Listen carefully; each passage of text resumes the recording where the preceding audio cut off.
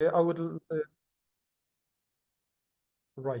yes, I would like to welcome Mr. Tomasz Jamroz, the former director of the Economic Diplomacy Department at the Ministry of Foreign Affairs of the Republic of Poland, the career diplomat with the deep knowledge not only economy but Far East and global South issues.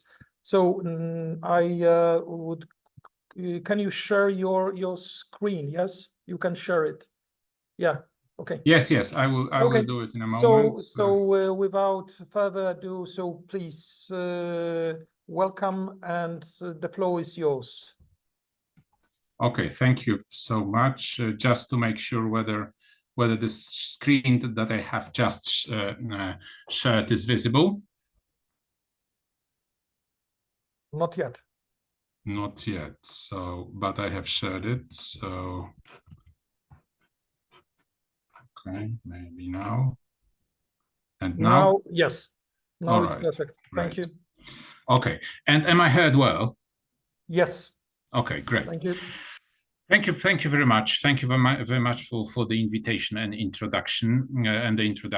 As it was mentioned by Ambassador Łukaszuk, I was dealing together with my team with issues related to economic affairs, economic diplomacy, and in that capacity, we definitely had some insights into how technology is shaping to an ever larger extent geopolitics, and how technological prowess is influencing a country's position on the global stage.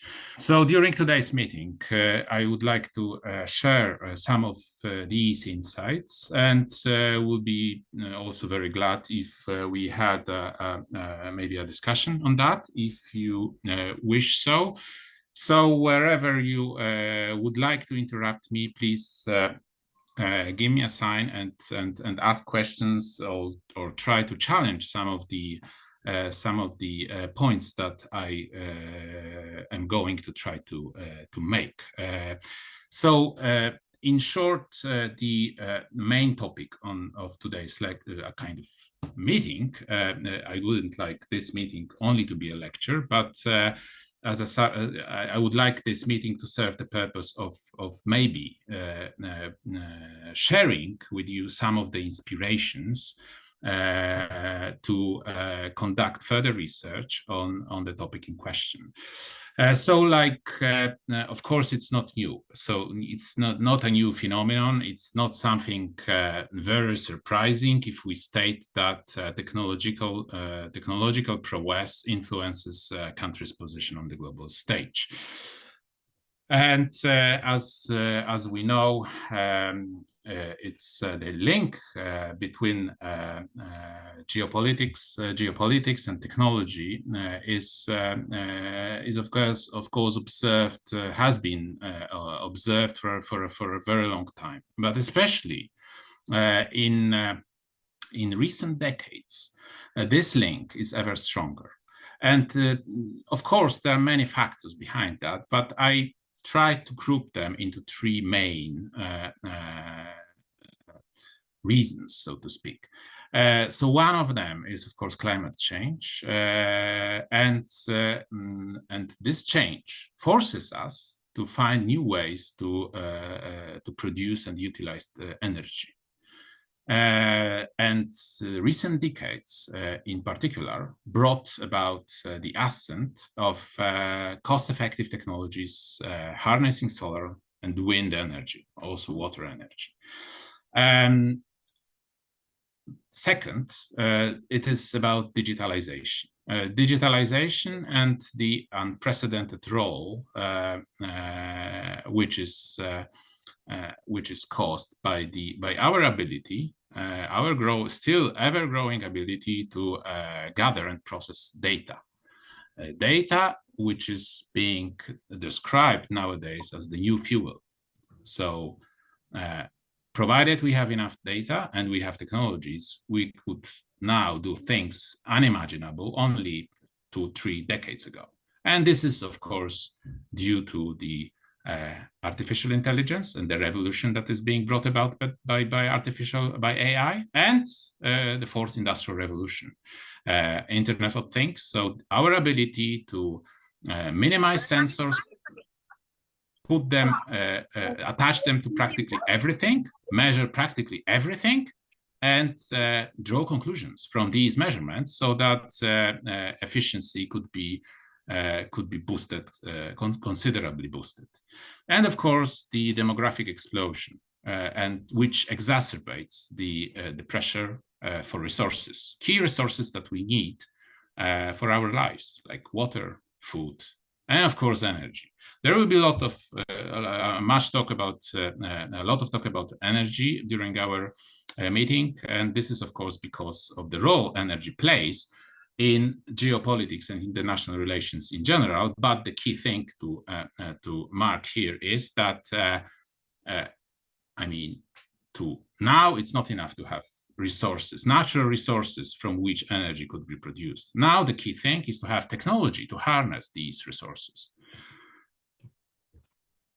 So, as I said, it is not new that energy played key role for a country, position of countries on the global stage. So, as we see on the left picture, we see a Mongolian horse rider, and he. This is the picture from the 13th century, depicted by one of the Chinese court artists. And of course, it is the time, very turbulent time for Eurasian continent, because of the rise of the Mongolian power. And the Mongolian power, as we know, was fueled by their ability to move their armies very quickly. And of course, this horse was key to do that. And their ability, their mastery of horse riding was key to their army's mobility. But that was basically because of this one instrument, so to speak, with which they could conquer the world. Of course, that was not the only ability which was behind their power and their ascent on the global stage, but mobility of their troops was key. But then, especially from the 19th century and all the more from the beginnings of the 20th century, mobility has become crucial for armies in a way where mobility started to hinge on energy resources. Of course, to some extent, more broadly speaking, you also had to power a horse with something, with food, right? That was a kind of a fuel for this horse. But with the advent of the Industrial Revolution, we needed much more densely packed in terms of energy content fuels.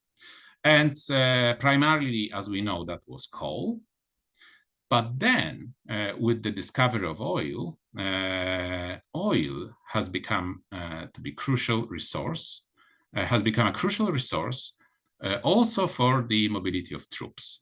That was marked for the first time in a very conspicuous manner during the First World War.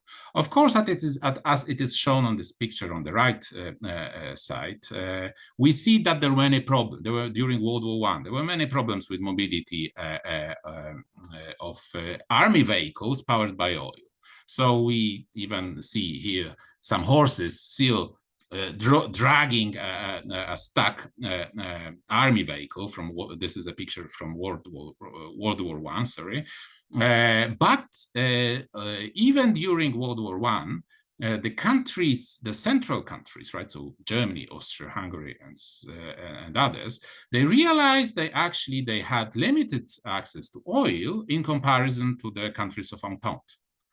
That was also the reason for which Germany tries to shut out Entente countries from the supplies of the US crude oil, which was arriving through the Atlantic. At that time, there were the three biggest oil exporters were the US, Mexico, and Russia. After the World War I, we see that, well, the Western countries, the US and their allies, they realized that actually having access to oil is key to have military supremacy.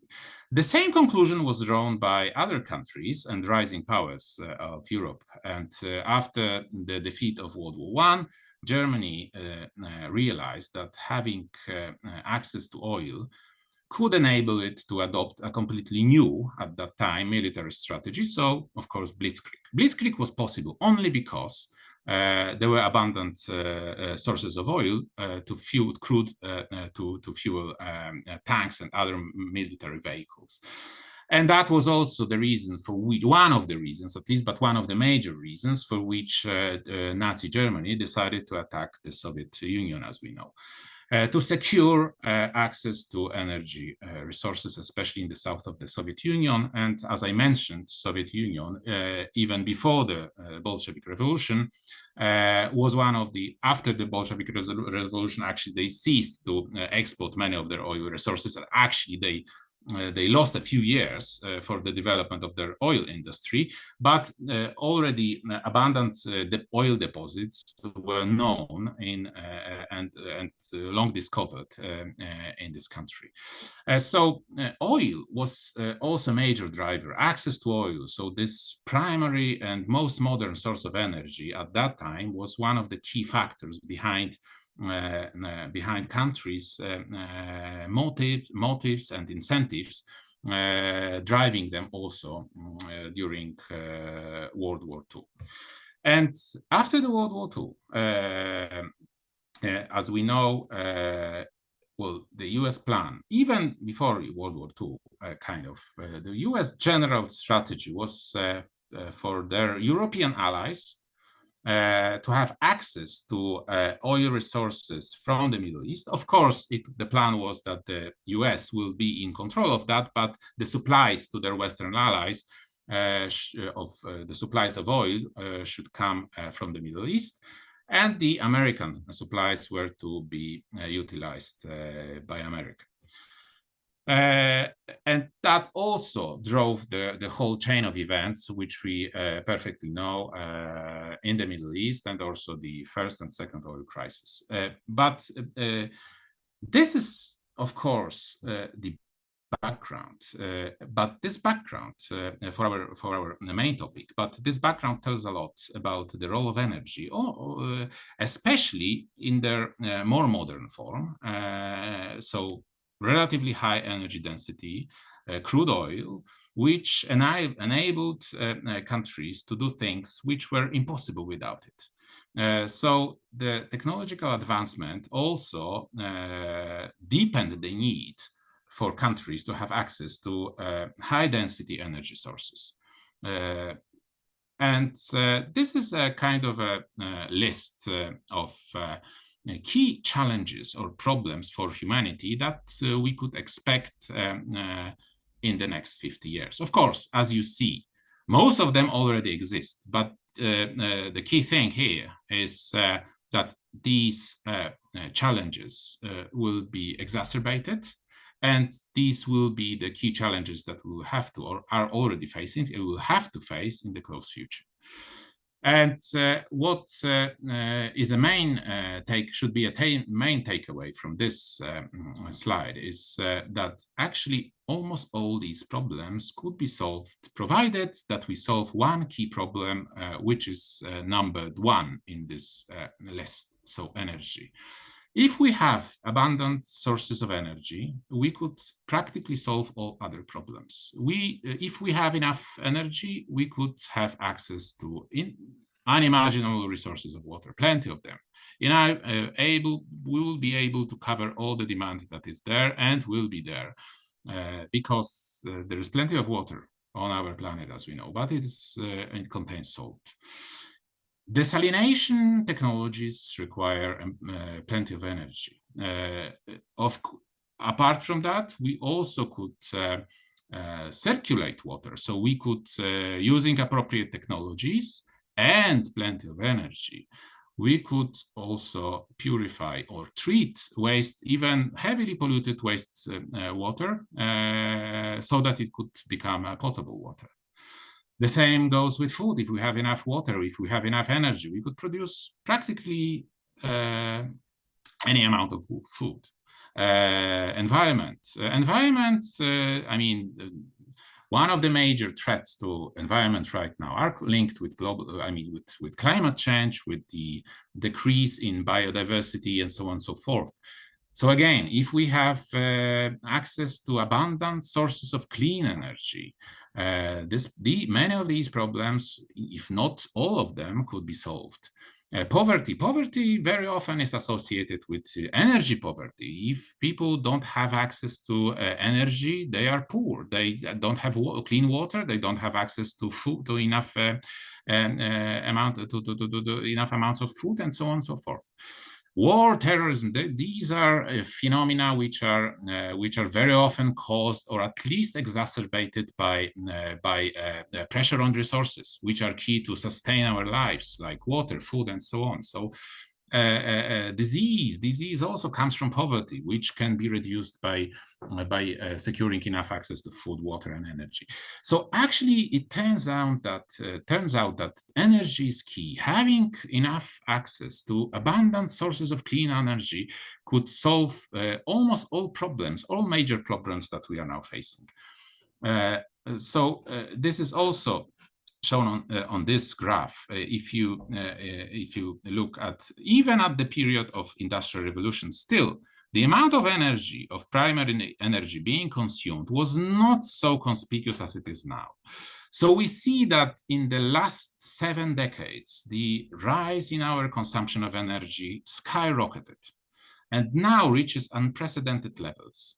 What is to be noticed also is that in especially recent 2-3 decades, we see a considerable rise in our consumption of energy coming from other sources than hydrocarbons. This is, of course, reflecting the necessity to tackle climate change, but still, this will be increasing at a much faster pace, and we will come back to this issue very soon. But even with the current rate and current proportion of energy coming from such sources as nuclear energy, nuclear power, hydropower, wind, solar, requires new technologies to harness resources that are, well, at least to some extent, they are free.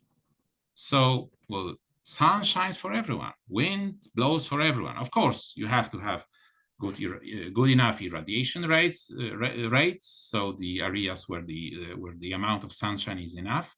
You have to have areas with the enough winds, but basically, we could assume that these sources are free, provided we have we have technologies which enable us to harness these sources of energy. This is what I said about the prospects of these new sources of energy growing considerably if we are to realize a net zero scenario around the middle of our century. So we see that we will have to drastically increase our consumption of energy coming from sun, wind, or water. And we will have to decrease the energy coming from hydrocarbons. Even for the energy coming from hydrocarbons, we will have to have ever more advanced technologies in order to utilize them in a climate neutral way. So, for instance, in some areas, in some processes, coal will still be used, but it will have to be coupled with the carbon capture, utilization, or storage technology. And that requires much more technological advancement that it is needed now or was needed even like a few decades back, right? So the same goes for gas. Gas as a transition fuel will also have to be coupled at some point, at least, with carbon sequestration and storage facilities, which will require considerable technological advancement. With nuclear power, it's also about new prospects that will open before us if we move forward the level of technology that we have mastered so far. So going beyond the third generation nuclear reactors, like small modular reactors are already scheduled to be deployed. But we will also be able to have insight, provided, of course, the technological advancement is pursued, the fourth generation, which is not so far away, provided enough funds are still plugged into this research, like HDGR, which stands for a high temperature gas reactor. We will come back to this issue for a while later on, but this fourth generation offers us completely new opportunities also to produce, for example, clean hydrogen, right? So we don't necessarily have to use processes which are ineffective, in which we produce electric current from nuclear power and then use this electric power to electrolyze water. This is a very ineffective technology from the thermodynamic standpoint. But we could use thermochemical processes, provided we have the temperature which is high enough. With the current third generation nuclear power plants, this is not possible, but with the technologies such as HDGR, we could have helium as a coolant, which means that we could work with temperatures exceeding 900 degrees, which opens up plenty of opportunities. But again, it is about having access to technologies. So this is about the necessity to tackle climate change, and we see a drastic accumulation of CO2 emissions, which are causing more and more extreme weather events, many feedback loops in which the climate change is gaining pace. So drastic action will force us to combat climate change, will force us to rapidly and drastically revolutionize a way in which we produce and consume energy, which, as I said, will mean having access to proper technologies. And this is a kind of a list prepared by World Economic Forum about the key challenges which will exacerbate geopolitical tensions. And these are the top 10 risks that we will face, according to the WEF, over the next 10 years. And as you could see, most of these risks are directly or indirectly linked to the climate change. So what will be the what will be the expected effects of climate change on the position of countries on the global stage? So, well, a very simplified approach would say, well, the countries which are rich with hydrocarbons will see their roles decreased, whereas countries which have abundant resources needed for the energy transformation will be gaining on importance and will be potentially new world powers.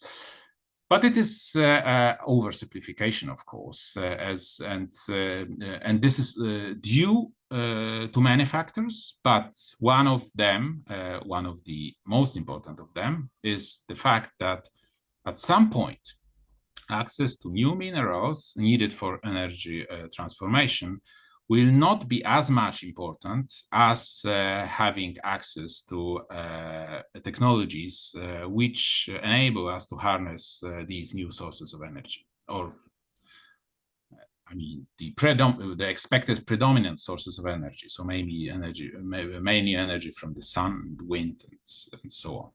Renewable intermittent energy sources predominantly.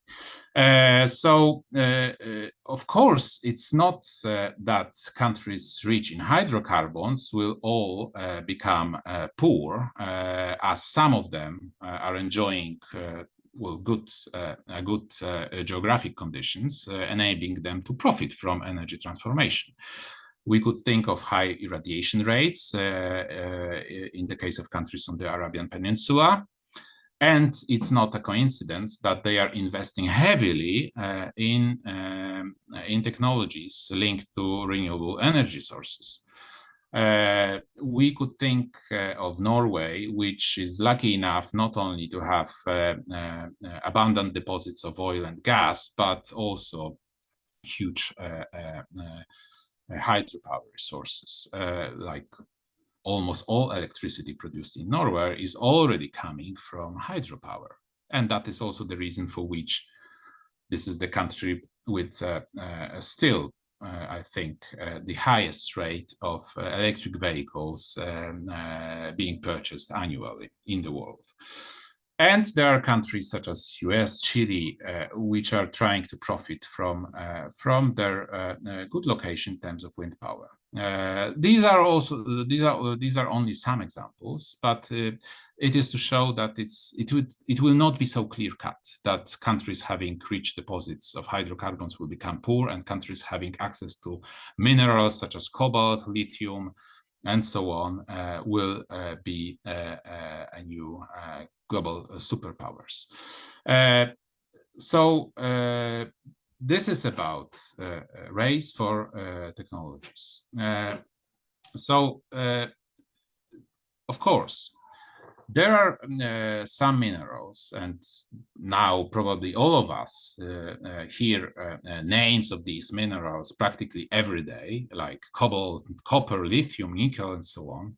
Some rare earth metals, especially to produce magnets powerful enough to harness wind energy, for instance, in the most efficient way, and so on and so forth.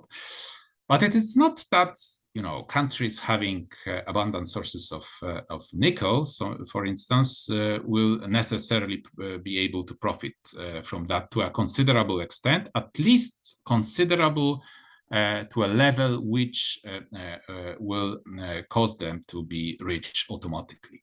No, it will not be that easy. That will require a very clever management to navigate boom and bust cycles. We know plenty of examples of countries which overinvested in certain mines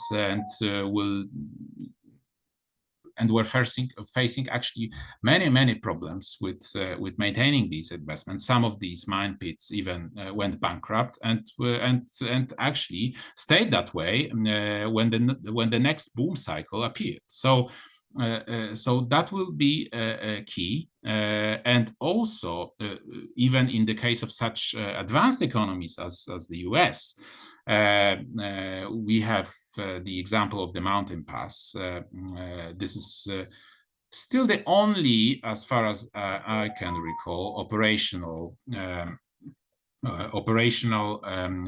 pit mine for rare earth metals in the US. It's located on the border of California and Nevada. And for decades, it was a disaster from the economic standpoint. This mine had many problems to generate profits. It even stopped operating, and it was revived as a kind of industrial policy driven by the US government only in recent years. So, and this is about, a country, this happened in a country which is really very well experienced, with many entities, very well experienced in terms of market economy for the mining industry and so on and so forth. And what about these countries which now seem to have great potential because of huge deposits of these key minerals that we are talking about, but have limited experience in navigating these boom and bust cycles, right? So basically, that would be a key challenge. On the top of that, we have an example of EU regulation concerning recycling technologies for, say, car batteries. As we know, EU countries do not have considerable mineral resources to cover all the demand, or even a large chunk of it, for the energy transformation. That is a cause of a big headache for everyone in the EU. And for that reason, but on the other hand, EU is on the edge of EV being deployed on the European streets, right? So then at some point came a realization that we have plenty of resources already driving on the streets. So the key challenge is to actually create regulations forcing all the manufacturers to recycle considerable amount of materials constituting current batteries, car batteries, so that they will not leave Europe. And actually, this regulation is already being put in place, and that will, to some extent, at least from some point, put a brake on a huge demand for some of the minerals. Of course, it will not stop this demand from rising, but it is, again, not guaranteed that such countries as the EU states or other countries leading the EU, energy transformation, will be generating unlimited demand for these resources.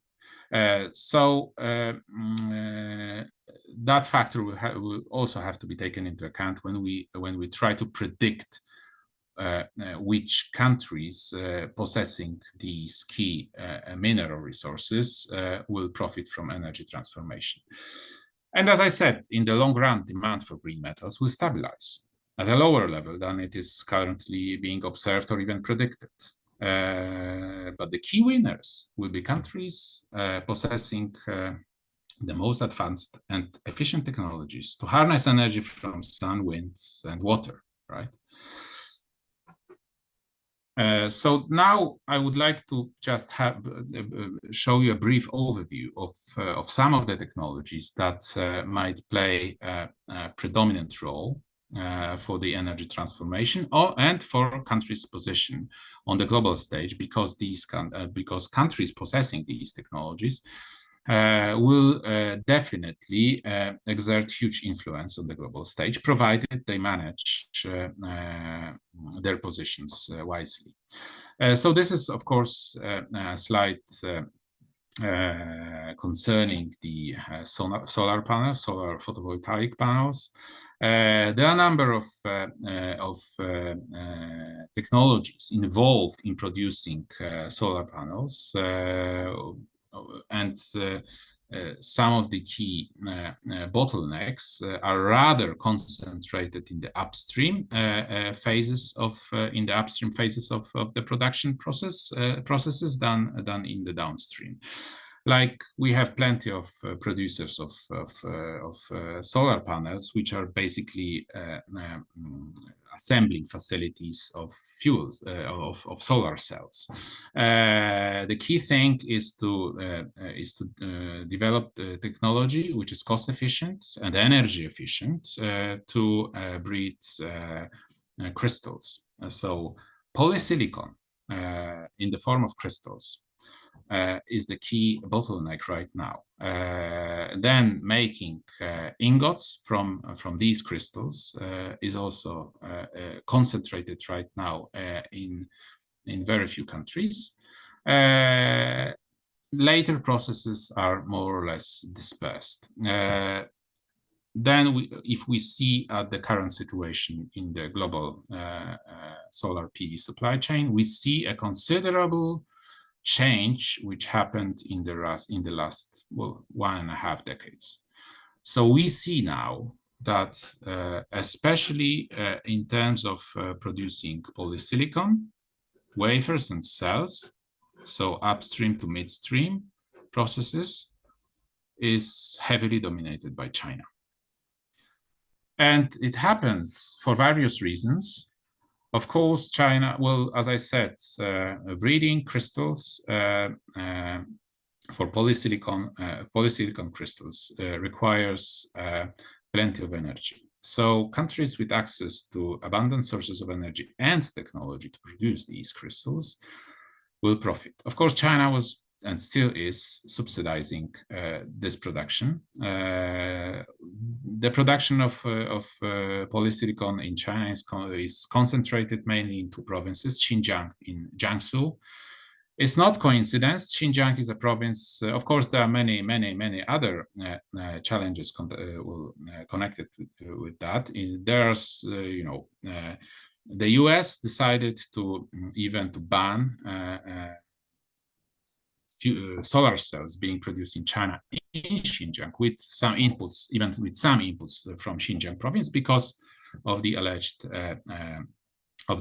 inputs from the slave workforce provided by Uyghurs. But apart from that, there is this issue of subsidized cost of energy in China, which allowed China to become very, very cost efficient in terms of producing solar cells. Apart from that, the size of the market, which really created great conditions for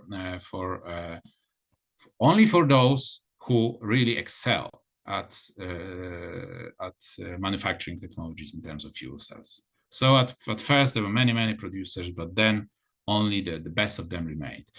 The next factor is the fact that during those, almost 2 decades, this decade and a half, where China became dominant world superpower in terms of their position in the global solar PV supply chain. During this time, EU was providing heavy subsidies for entities willing to deploy solar modules and solar panels. So many inputs were being produced in China, maybe even if installed at a final stage by some European companies, but the key inputs were coming from China. Key technologies were being developed in China. And they profited to a large extent from the European subsidies. When the EU realized that what's at play, then it was already kind of too late. So with the current level of technology for the solar PV, China is practically unbeatable. But the opportunity now arises because of technological advancement of solar PV related technologies. So now, as we know, the technology itself was invented around 1950 in the 1950s in America, and at that time it was prohibitively expensive, and it had efficiency of 6%. So basically, the only real application that solar PVs were given, so to speak, was cosmic industry, because of course that was the only source of power that could be obtained there. So the energy from the sun. So even reaching an orbit with everything costs a lot of money. So it didn't had such an impact of. This exorbitant cost of producing a solar panel didn't have such an impact on solar PVs being installed on spaceships, so to speak. But until efficiencies reached the current level of around 20%, it was practically from the market standpoint, it was impossible to see huge deployments on a global scale. Of course, now it's so ubiquitous because the costs have been brought down. Also because of the technological advancement made by China, as I said. But now we have new technologies such as TOPCon or heterojunction technology, which offer substantially higher efficiency rates. And for these technologies,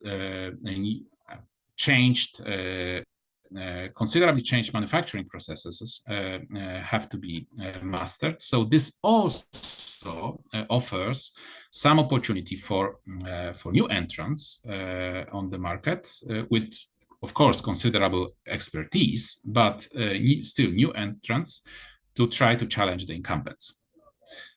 And of course, there are new generation technologies which are signaled here on the slide, like adding additional layers, which could enable us to harness photon energy from different parts of the solar spectrum. There are technologies being developed which can work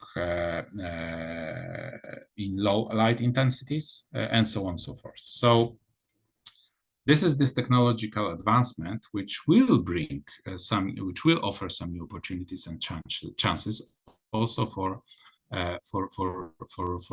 new entrants, also from our part of the world.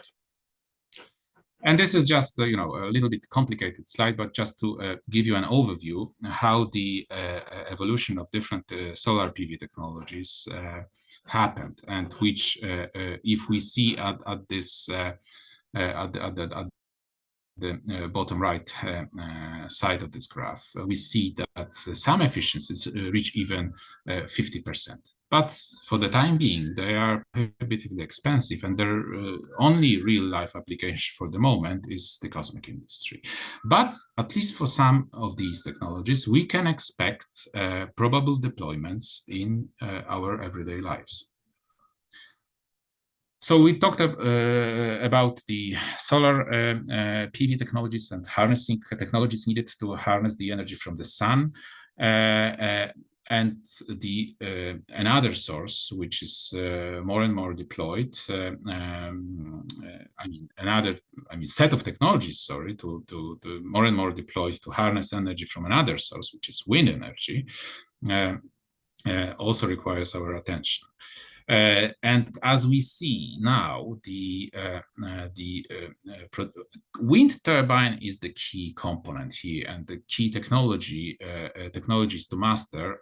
They basically concern wind turbines, which are the heart of the wind power. Any wind power plant, and now it's heavily concentrated in the outside China. 90% of the market is covered by 4 providers: Siemens, Gamesa, Vestas, Nordex, GE, Renewable Energy.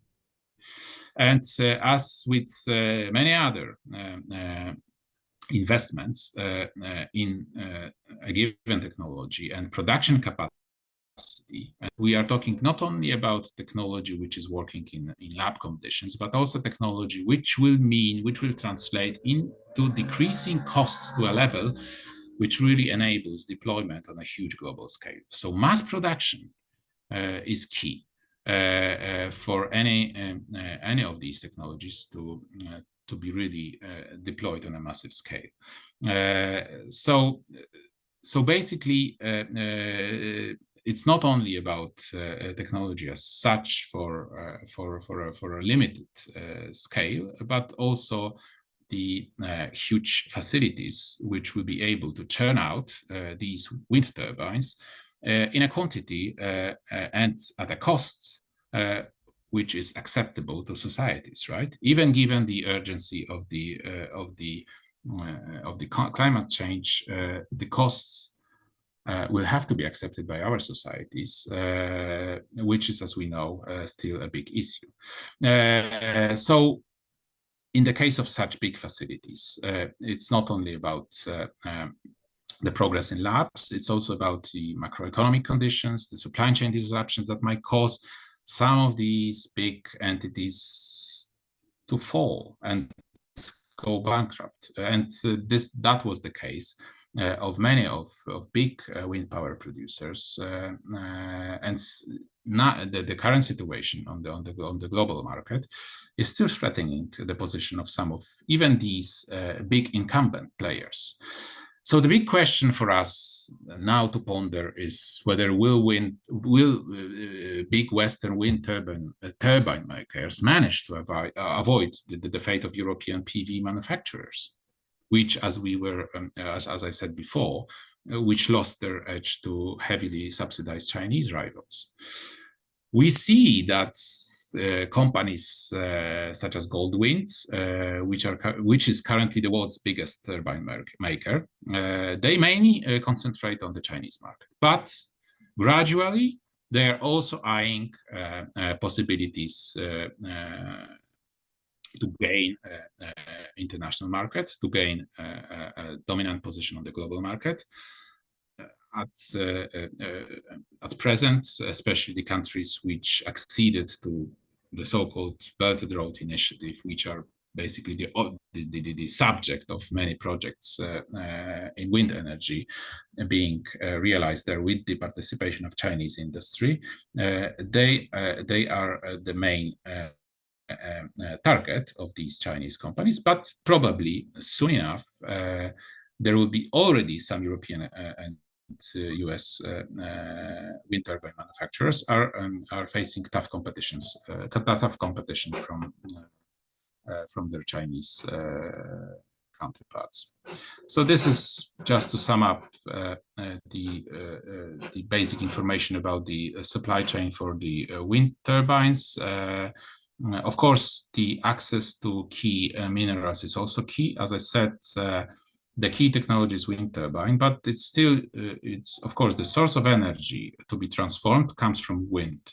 But the philosophy, so to speak, behind this conversion is still more or less like turning mechanical energy into electric current, which, of course, uses electromagnetism to do that. So we need magnets, powerful magnets, to do the work for that, for this, and some key minerals such as neodymium are needed for these magnets to be constructed. And of course, when we are talking about renewable energy sources, we should not forget about the need to store energy. So there is much talk about lithium-ion batteries, which is a dominant technology right at present. Of course, it's relatively expensive, even though the costs have come down in recent years considerably. But with the expected rate of growth for the energy storage market, there will be considerable bottlenecks given the current rate of production, the current technology, state of technology, and so on and so forth. So, of course, still there are some possibilities that new technologies will emerge, and the countries which will master these technologies will play a key role for providing, options, alternative options to store energy in the form of in batteries, but say batteries which could be produced without lithium, cobalt, or nickel. One of the examples is the sodium-ion batteries developed by a Swedish company, Northvolt. Still, it remains to be seen whether this technology will translate into a mass production. This is a kind of a plan that this company has announced at the end of last year, when a technological breakthrough has been announced.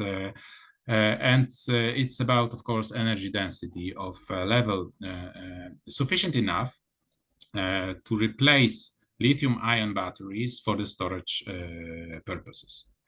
I will not delve too much into details because I I assume that you probably are aware of the fact that, of course, increasing the share of renewable energy sources, intermittent, which is a key word here, renewable energy sources in power grids requires huge amounts of storage capacities because of the intermittent nature of these resources. And to stabilize the grid, we need energy storage facilities. But with the bottleneck currently also stemming from the current state of technology, which requires us to use minerals which are rare enough, to create these bottlenecks, so to speak,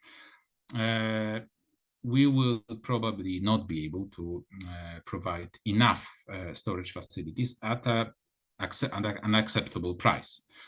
But with the new technologies, such as sodium-ion batteries of a type, because there are different approaches. Some approaches for this type of battery still require some of the minerals mentioned, which are in high demand. But the technology developed by Northvolt offers some chances, not only for this company to become a global player, and to some extent, of course, this company has already become a global player, but even to increase its role or even gain dominance for this new market. But such a technology will also offer some opportunity to decrease the pressure, the market pressure for lithium-ion batteries, because then at present, on a mass scale, we need lithium-ion batteries to store energy and to power electric vehicles. The new technology developed by Northvolt offers an energy density which is enough for the energy storage, but not enough for electric vehicles. But if this technology succeeds in mass production, then we can envisage a market being divided between these two technologies. So energy storage, cheaper, with no necessity for these sought-after minerals, based on this sodium-ion batteries, and electric vehicles still utilizing lithium-ion batteries. And as we see on this graph, sodium is much more abundant than, say, nickel or lithium. On the top of that, we will talk about it a little bit later, but we can expect plenty of sodium resources from desalination facilities. If we are talking about producing massive amounts of hydrogen in an electrolytical process, so basically splitting hydrogen and oxygen from water, we need clean water. So we need desalinated water for that. So if current plans, even roughly sketched at the moment, but they will probably become ever more pronounced very soon, even if these rough plans are to be implemented, we will need, that is certain, that we will need huge amounts of water for these electrolyzers to produce these amounts of green hydrogen. And that will be another source of sodium, right? Because that will be a kind of byproduct of these processes, right? Desalination processes. And then, of course, the topic which I mentioned before, more and more metals will emerge from new, thanks to new recycling technologies. So also countries mastering recycling technologies for utilized EV batteries, electric vehicle batteries, will play a very prominent role, not only for themselves, but also on a global stage. It's not easy to really recycle primary elements from assembled car batteries. So the so-called black mass, which is obtained by crushing utilized EV batteries, then has to be, chemically treated in a very, elaborate processes, to extract lithium, cobalt, and all these resources that have been put into these batteries during manufacturing stage. Okay, so now a few words about hydrogen. So there is much talk about hydrogen. Why is that? Why hydrogen could play such a key role for the energy transformation? Why hydrogen related technologies are of so growing importance?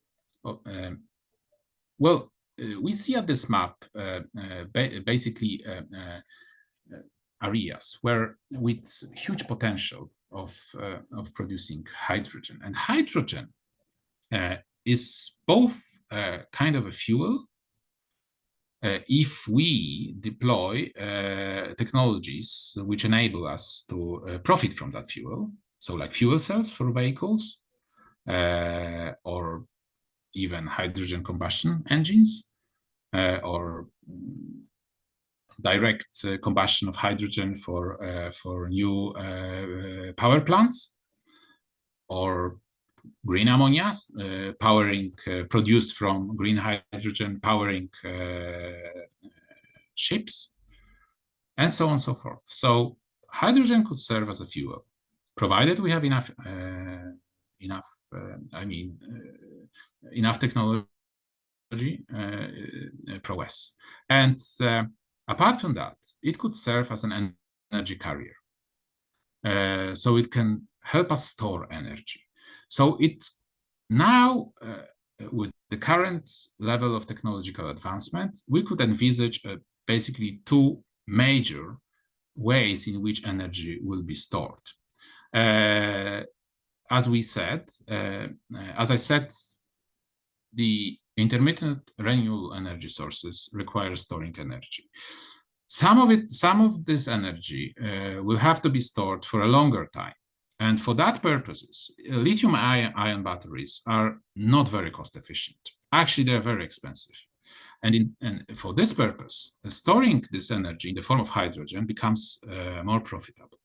Of course, from the thermodynamic point of view, it's not so efficient, but if we take into account high cost of lithium-ion batteries, it becomes storing energy in the form of hydrogen becomes attractive and cost-effective from some point on, in terms of the duration of this energy storage. And of course, it will largely hinge on our ability to then directly utilize this hydrogen as a source of energy. So probably utilizing this as much as we can directly as a feedstock, so not producing, again, electric current from this stored hydrogen, but use it as an input for certain industrial processes, such as fertilizer productions or even fuel production in the form of green ammonia or direct combustion in the future possible power plants. So what is required to produce green hydrogen? Of course, also the right technologies, unsurprisingly, mainly electrolyzers. For the current state of technology, it is, there are many countries, well, maybe not so many countries, but many companies offering very efficient electrolyzers. But of course, these are mainly developed countries. But apart from that, we need to produce this hydrogen probably on site. So in places where we can expect some latent energy, so some energy which is not to be used, right? So it can be harvested, or sometimes even it has to be harvested, but we have no direct use for that energy. So in some cases, this energy becomes even a kind of a headache because we have to somehow get rid of it. So in that case, it's more advisable to produce hydrogen from this energy, because in that case, it's basically kind of, the input for the production of this energy is free. Of course, you have to have this equipment, which is not free, and it's actually kind of expensive, but the kind of a direct input in the form of the electric current to produce hydrogen from electrolysis process is basically free in this case, in this particular case. So where can we talk? When can we talk about such circumstances? So basically, if we have huge solar farms, and especially the areas marked in red on this map are such areas, not so much energy consumption needed there, but huge potential for creating, for producing green hydrogen from electrolysis based on energy coming from the sun. So countries such as Namibia now even realize that it is huge potential for them. They have, like, the surface of this country is like 800,000 kilometers, so it's more than 2.5 approximately surface of Poland, but only less than 3 billion people, and most of these people are concentrated in Windhoek and maybe some other cities. So basically, the rest of this area is practically deserted, and actually it's kind of a desert. So they decided to cooperate with some European technology providers to implement demo projects there to have large solar PV plants, which will produce massive amount of electric energy, from which green hydrogen will be produced. And then the plan is, of course, to transport this relatively cheap hydrogen to hydrogen hubs in Europe. Not surprisingly, Germany is leading this effort. Germany is very active in developing the so-called hydrogen economy, as we know.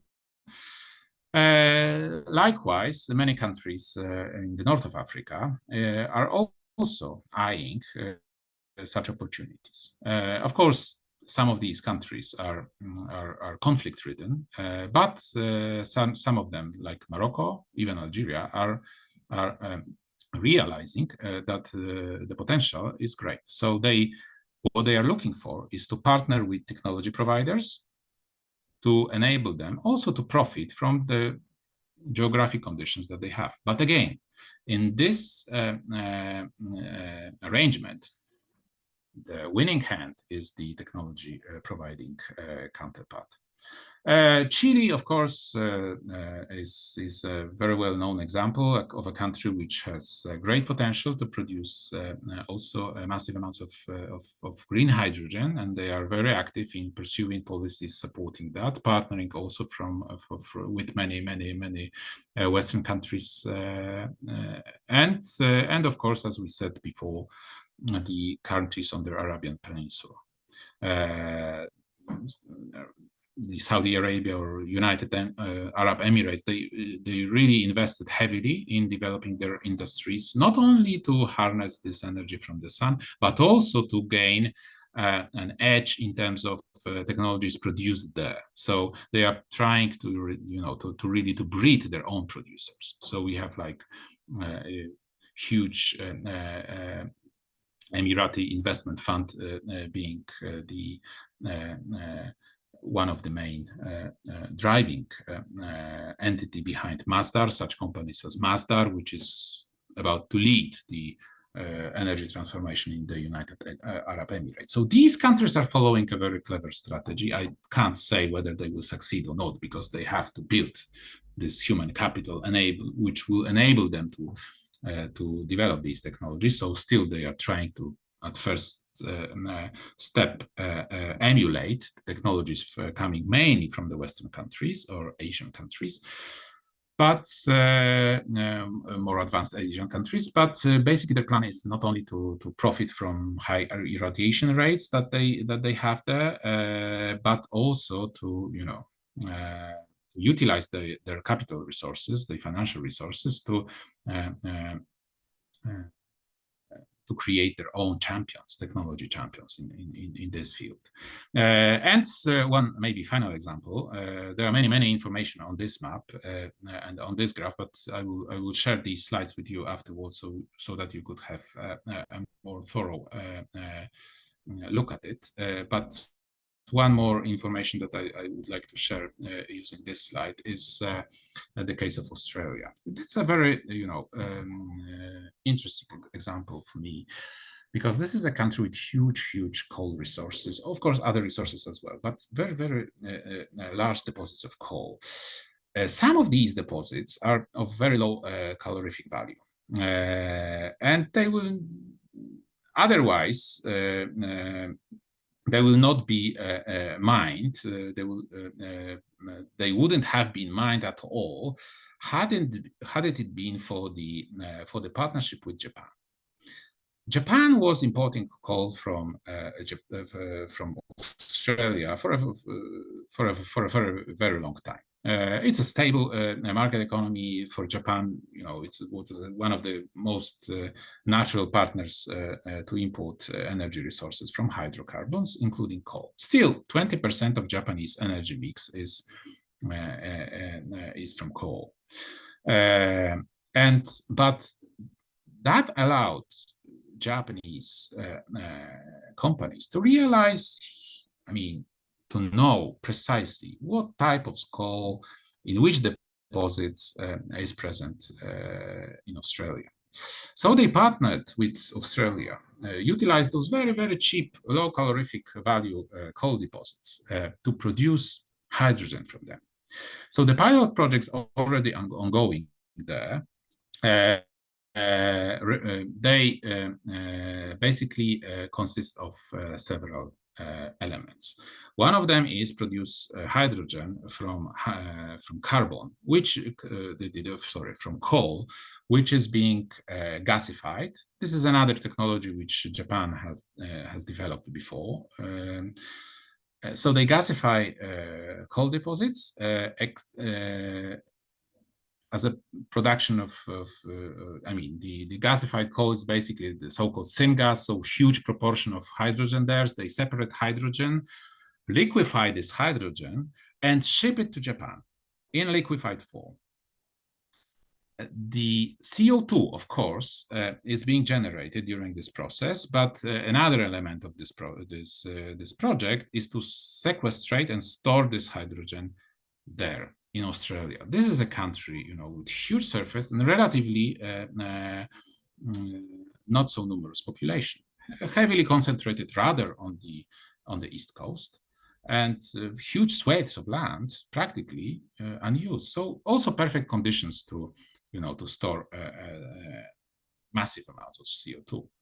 So this, at least for several decades, for Japan, it will be a very promising source of hydrogen, even based on hydrocarbons. But it can be done in a relatively climate neutral way if coupled with certain key technologies which Japan already possesses or is on a very good track to master them further, based on human capital and technological prowess that they already have. So this is, to sum up some of the key points that I have just made, utilizing this map. So just wanted to, to stress that it's hydrogen.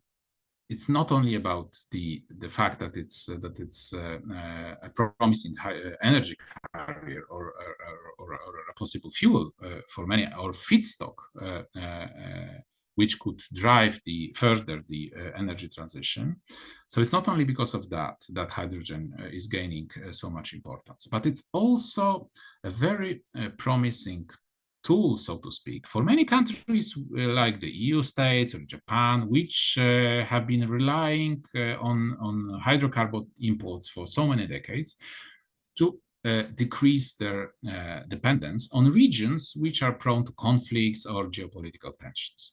So hydrogen economy, the so-called hydrogen economy, could somehow change the position of these countries, or even increase their prominence on the global stage, provided they will maintain their edge in hydrogen-related technologies. Of course, it remains to be seen whether it will be the case, but it's hard to deny that both the EU countries, Japan, the US, also China, also Korea, are very well poised to maintain this edge, because these are technology which are not so new, but certain applications, certain tweaks to these technologies, coupled with many more technologies that are appearing now and which are linked with like solar PV and so on and so forth, could really drive the energy transformation and deepen the dominant position of technology providers for these technologies so far, right? So I really think that somehow, you know, intuitively, it's of course not, there is no such a strong link between what I'm going to say and the fact that, you know, the hydrogen economy is gaining pace. But intuitively, to me, it seems, you know, like every form of energy on our planet comes from the sun originally. Nothing else than the sun. Every possible source of energy. Usually, when asked, we would say, well, of course, the solar PV is utilizing sun energy, but even hydrocarbons, well, primarily, I mean, at some point, it was the sun energy turned into the organic tissue by the plants in the photosynthesis process, and then stored under the ground for millions of years, and now being utilized by mankind. But originally, it was the energy of the sun. Wind power comes from the sun, of course, because sun operates. So there is different of pressures, and so the energy that could be obtained from wind comes from the sun, and so on and so forth. Even hydropower, it's because of the sun operating, right? So the rain is caused by precipitation, and precipitation occurs because of the sun shines, right? And so on and so forth. So originally, every form of energy on Earth utilized by humans comes from the sun. And the major source of energy in the sun is hydrogen. So, of course, there is no direct link, but for me, somehow intuitively, if one of the key answers to the energy transition challenge and the need to combat climate change is, you know, to create this hydrogen economy, that will not be so surprising. And also a map summing up a little bit what I just said. So clearly we see regions which are expected to be mainly sources of demand, and regions which will be potential sources of supply for the green hydrogen. And again, areas being the expected sources of demand, usually areas with huge concentration of technological expertise to actually build this hydrogen economy. So to produce green hydrogen, so to speak, to store it, to transport it, and to utilize it in various ways, in industry, in transport, and in energy system, electro energy systems, and so on and so forth. This is a kind of map also elaborated by Arina, showing great potential. And again, from another standpoint, showing great potential of certain regions to produce green hydrogen at a cost which is expected to be low enough. So some of you might, well, rightly say that it's still, you know, a very distant future. So can't imagine how it's going to happen. Of course, it's still uncertain whether we will succeed or not, but definitely there is great awareness that the urgent action will have to be put in place. And this is a slide showing current pilot projects, big projects, still demonstration project at a big scale. So it's a demonstration at a scale enough to be relevant for the industrial big scale application afterwards. Projects involving many countries of the EU, which are basically shown here on the map, and entities from these countries, and project called Northern Lights. So the idea is to sequestrate CO2 from industrial processes, many industrial processes across industrial hubs shown here, ship it by ship, which is shown here, to the permanent depository under the shelf of the Northern Sea. So this is still, as I said, a pilot project, but huge, big industry players are taking part in it. So it's about, decarbonizing steel industry. It's about decarbonizing. We see here ArcelorMittal, several plants of ArcelorMittal participating. Fuel producers.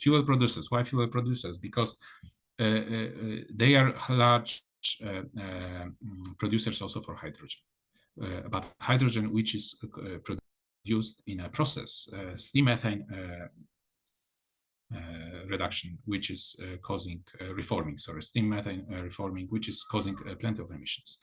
So it's not only about the need to produce additional sources of hydrogen, green hydrogen for other purposes than it is being used today, but it's also about decarbonizing the current consumption of hydrogen, which is around 110 millions globally per annum. In refineries, still producing plants, fertilizer plants, we can see here Yara also participating, or big Norwegian, the biggest probably fertilizer producer in the world. So these all industries will have to answer the question of how to abate emissions, how to mitigate emissions, how to actually deal with situation where, there is no way to change industrial process in a cost-effective manner. You accept at a price that could be accepted. So then the answer is to sequestrate and store CO2, which as I said, requires technology, but it's not only about the science fiction prospect, but it's about projects happening now, right? Already at a scale which is big enough for some hopes for possible future global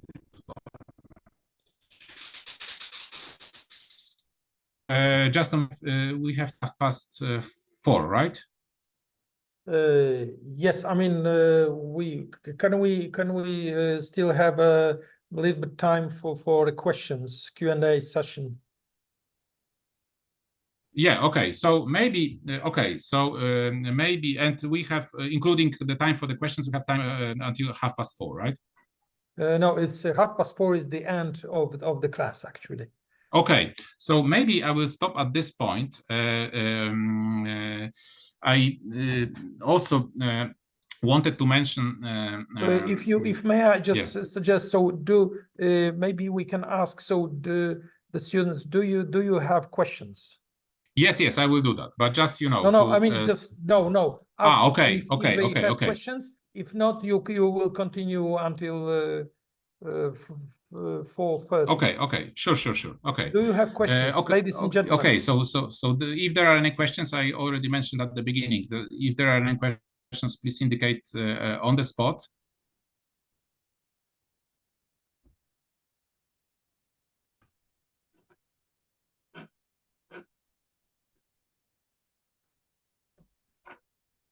So far, no questions. Okay, so if any question, please continue. Okay, so if any question arises, so please do not hesitate to raise your virtual hand or signal it in any other form that you find appropriate.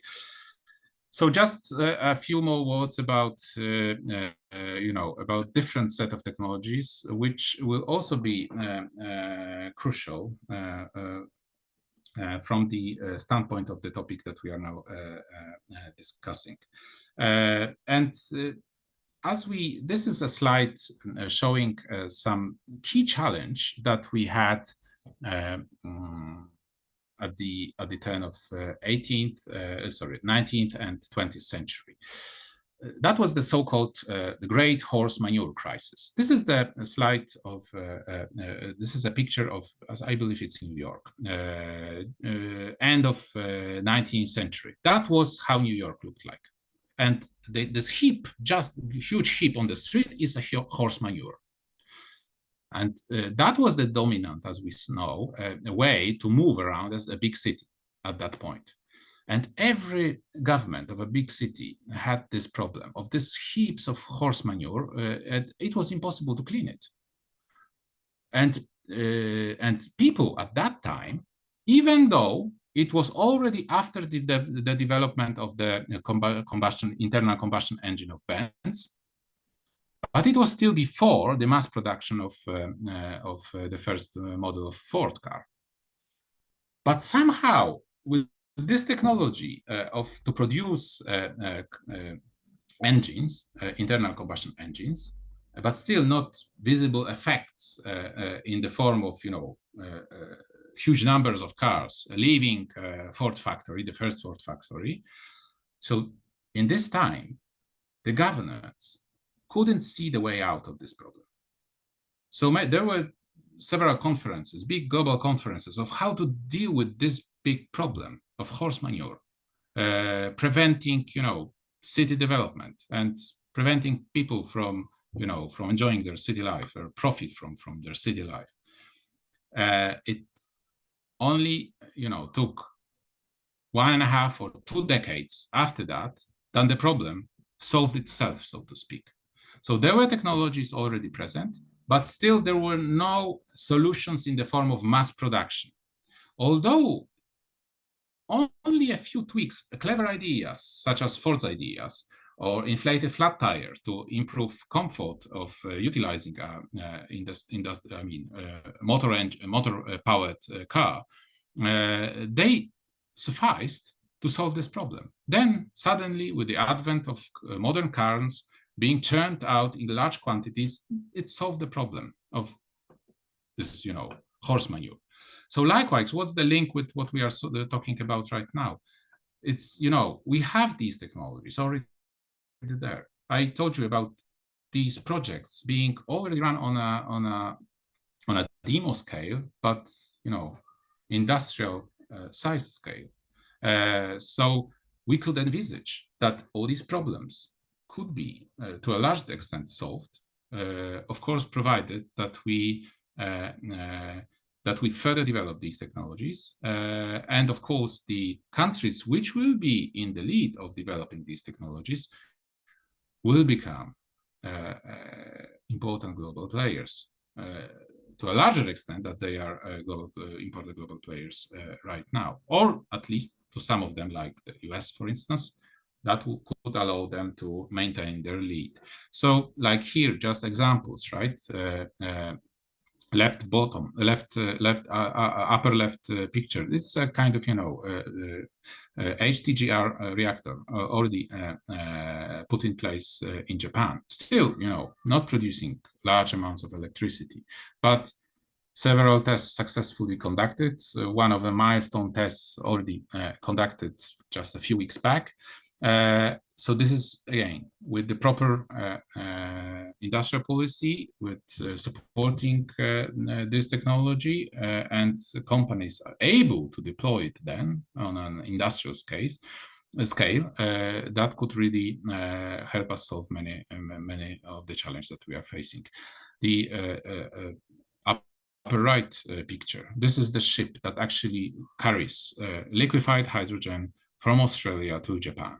This ship is already operational. Of course, pilot project, but it's already happening. The bottom pictures, these are pictures envisaging employing AI and basically digitalization to enhance the operations of grid, where huge amounts of intermittent renewable energy sources are deployed. This is another part of this equation to ensure stable grids.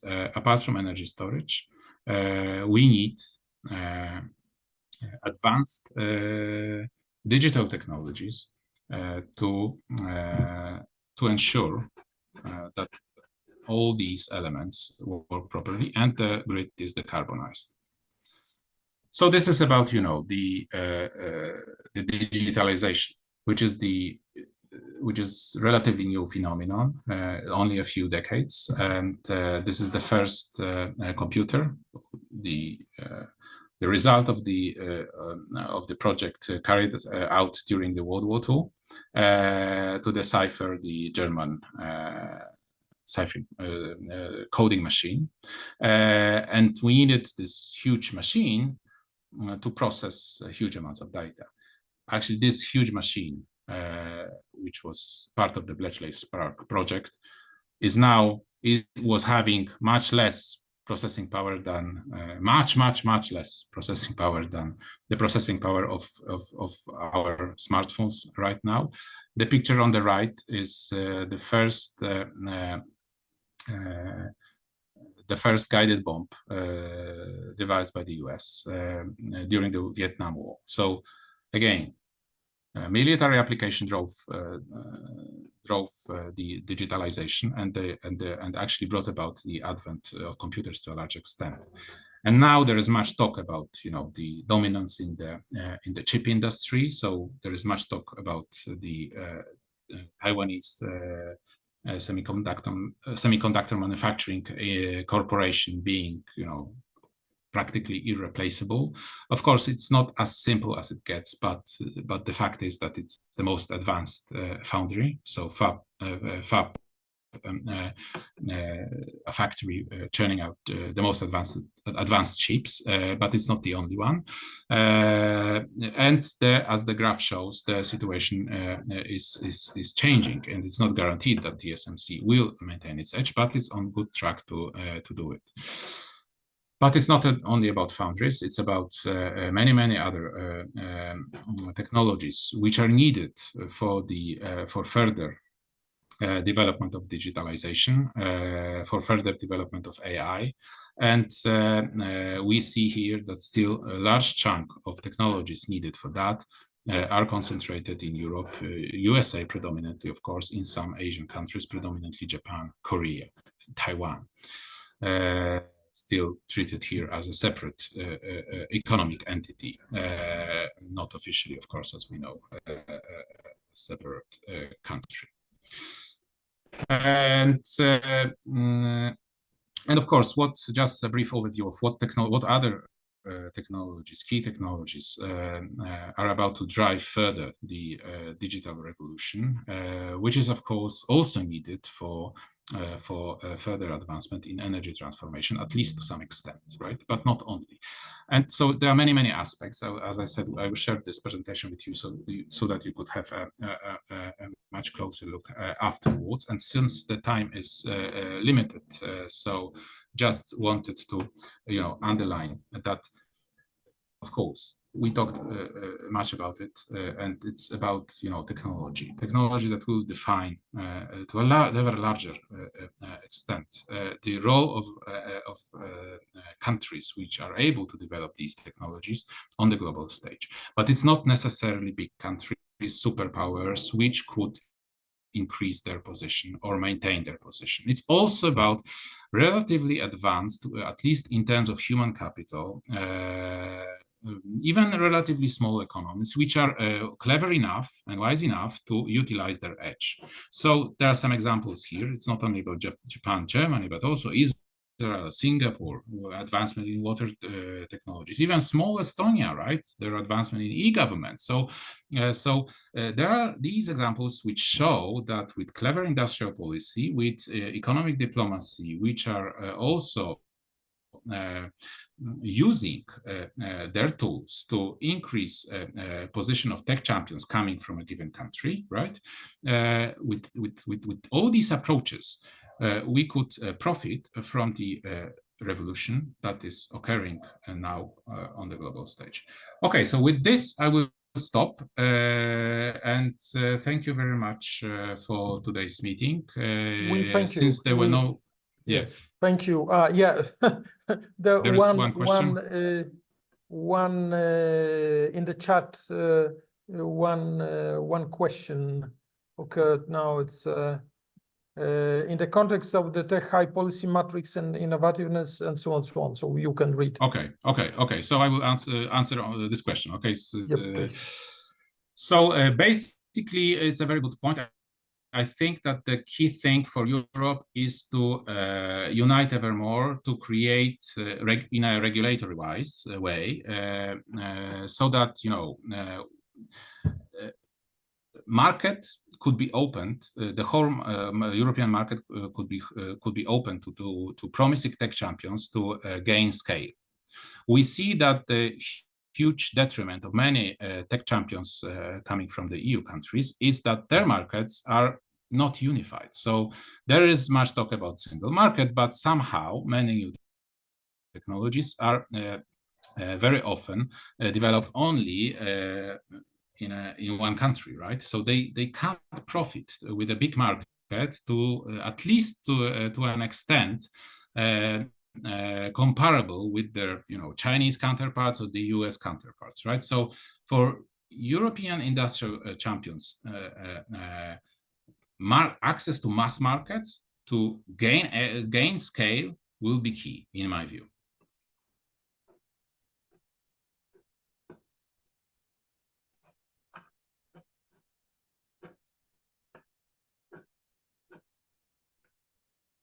Sorry. Yes, thank you very much. Thank you very much for very interesting, really comprehensive picture of the geopolitics and all the questions of energy security, IT, and I hope that we can see not only the presentation but also I hope for the publication, because this is really extremely interesting. Thank you. Thank you. Yes, thank you. Thank you. Thank you very much. Thank you.